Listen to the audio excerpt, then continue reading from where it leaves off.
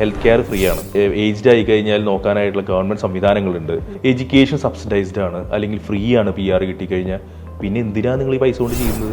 യൂറോപ്പിൽ ഏറ്റവും അധികം തൊഴിലുകൾ നൽകുന്ന ഒരു രാജ്യം ബെൽജിയമാണ്. അതുമാത്രമല്ല, നമ്മൾ ഈ കിങ്ഡം ഓഫ് ബെൽജിയം എന്ന് പറയുമ്പോൾ പലപ്പോഴും നമ്മൾ വിചാരിക്കും ഇതൊരു കൺസർവേറ്റീവ് രാജ്യമാണ്, ആ രാജഭരണകാലത്തിൻ്റെ എന്തൊക്കെയോ അവശേഷിപ്പുകൾ മനസ്സിൽ കൊണ്ടു നടക്കുന്ന രാജ്യമാണ് എന്ന് വിചാരിക്കും. പക്ഷേ സാങ്കേതിക വിദ്യയിൽ ബെൽജിയം പോയ പോക്ക് നമുക്കൊന്നും ഇമാജിൻ ചെയ്യാത്ത രീതിയിലാണ്. അപ്പോൾ അത്തരത്തിൽ ഈ സാങ്കേതിക വിദ്യയിലെ കുതിച്ചുചാട്ടമാണോ ഇതിനെ ഒരു യൂറോപ്പിൻ്റെ ഒരു തൊഴിൽ വിപണി അല്ലെങ്കിൽ തൊഴിൽ ക്യാപിറ്റൽ എന്നറിയപ്പെടാൻ കാര്യം? പല ഫാക്ടേഴ്സ് ഉണ്ട് അതിന്. നമ്മൾ പലതും ഒരു ഹൈപ്പോടെ ക്രിയേറ്റ് ചെയ്യുന്നുണ്ട്. ഇപ്പോൾ നമുക്കറിയാം, ഇവിടുത്തെ പോപ്പുലേഷനും ഇവിടുത്തെ ഓവറോൾ GDPയും അല്ലെങ്കിൽ അവരുടെ ഈ കുതിച്ചുകയറ്റം ഒക്കെ ഉണ്ടെന്ന് പറഞ്ഞാലും they are struggling to become $1 trillion economy. അപ്പോൾ ഡെവലപ്മെൻറ്റ് ഇല്ല എന്നല്ല ഞാൻ പറഞ്ഞത്. ഡെവലപ്മെൻറ്റ് നല്ലോണം സംഭവിച്ചിട്ടുണ്ട്, പെർ ക്യാപിറ്റ ഇൻകം നല്ലോണം ഉണ്ട്. ആഡിങ് ടു ദാറ്റ് എനിക്ക് വേണം അതിൻ്റെ പോസിറ്റീവ് സൈഡ് മാത്രം പറയുന്നതിൽ അർത്ഥമില്ല. എനിക്ക് വേണം ഒന്നും പോസിറ്റീവ് മാത്രമായിട്ടുള്ളൊരു സംഭവം ഉണ്ടെന്ന് എനിക്ക് തോന്നുന്നില്ല.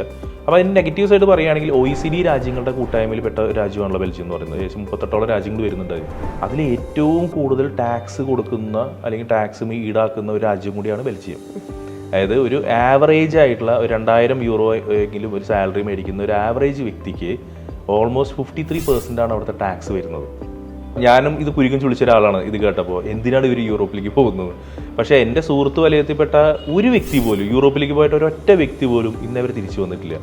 അവർ അവിടെ നെതർലാൻഡ്സിൽ ജീവിക്കുന്ന ആൾക്കാരുണ്ട്, ഫ്രാൻസിൽ ജീവിക്കുന്ന ആൾക്കാരുണ്ട്, ഈ പറഞ്ഞ എല്ലാ സ്ഥലങ്ങളിലും ഫ്രണ്ട്സ് ഉണ്ട്. ഇവരൊക്കെ ഈ ടാക്സ് പേ ചെയ്തിട്ടാണ്. ഞാൻ അവരോട് ചോദിക്കുന്നുണ്ട്, നിങ്ങൾ എന്തെങ്കിലും നാട്ടിലേക്ക് തിരിച്ചു വരുന്നുണ്ടോ? എന്തിനാണ് വരുന്നത്? അപ്പോൾ ഇവർ പറയും, അല്ല ഇത്രയും വലിയൊരു എമൗണ്ട് ഞാൻ ടാക്സ് കൊടുക്കുമ്പോൾ ഒരു ബുദ്ധിമുട്ടില്ല. അപ്പോൾ ഇവർ പറയും, എനിക്ക് വേണം അത് കാണുന്ന കാഴ്ചപ്പാടിൻ്റെ പ്രശ്നമാണെന്ന് പറയും. അവർ പറയും അവർക്ക് അവിടെ ഹെൽത്ത് കെയർ ഫ്രീ ആണ്, അവർക്ക് അവിടെ ബാക്കി ഏജ്ഡ് ആയി കഴിഞ്ഞാൽ നോക്കാനായിട്ടുള്ള ഗവൺമെൻറ് സംവിധാനങ്ങളുണ്ട്. അവരുടെ ഇൻട്രസ്റ്റ് റേറ്റ് ഇപ്പോൾ ഈ വാറും കാര്യങ്ങളൊക്കെ വന്നപ്പോഴാണ് ഇൻട്രസ്റ്റ് റേറ്റ്. ഇപ്പോൾ നെതർലാൻഡ്സിലൊക്കെ എനിക്ക് തോന്നുന്ന ഒരു ഹാർഡ്ലി 1.25% ഇൻട്രസ്റ്റ് റേറ്റ് ഇപ്പോഴാണ് ഹൈക്ക് ചെയ്തിട്ടുള്ളതൊക്കെ. അതെല്ലായിടത്തും അങ്ങനെ തന്നെയാണ്. അപ്പോൾ ഇഫക്റ്റീവ്ലി നമുക്ക് ഒരു വീടോ കാറോ ഓണിയണമെങ്കിൽ നമുക്ക് അങ്ങനത്തെ ഒരു നോമിനലായിട്ട് റേറ്റിൽ നമുക്ക് നമ്മുടെ കാര്യങ്ങൾ നടന്നു പോകണം.